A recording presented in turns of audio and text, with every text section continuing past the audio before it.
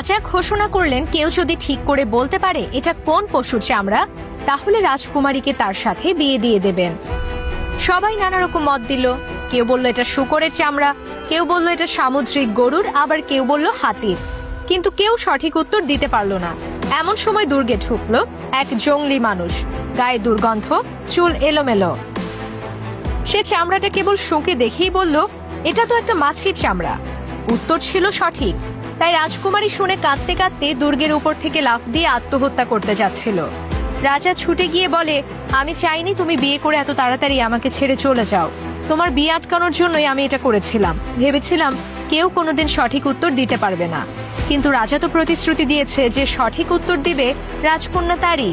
তাই রাজার আর কিছু করার ছিল না। অবশেষে রাজকুমারীকে নিয়ে জঙ্গলির লোকটা চলে গেল। তারা পাহাড়, বন, বনভূমি পেরিয়ে এক গুহায় পৌঁছালো। ওটা ছিল জঙ্গলির বাসা, ভেতরে মৃত পশুর হাড় আর দুর্গন্ধে ভরা। এভাবেই রাজকুমারী শুরু করলো আদিম আর ভয়ঙ্কর জীবন। একদিন জঙ্গলি বাইরে গেলে রাজকুমারী পালাতে চাইল। দূরের পাহাড় থেকে এক নারী তাকে দেখতে পায় আর সাহায্যের প্রতিশ্রুতি দেয়। পরদিন সেই নারী আর তার ছেলেরা আসে তাকে বাঁচাতে, কিন্তু জঙ্গলি টের পেয়ে তাদের তাড়া করে। কোনো ক্রমে পাহাড় পার হওয়ার পর তারা দড়ি কেটে জঙ্গলিটাকে খাদের নিচে ফেলে দেয়। সবাই খুশি, খুব সুখে তাদের দিন কাটতে থাকে। কিন্তু গল্প এখানেই শেষ নয়। জঙ্গলি আসলে বেঁচে ছিল।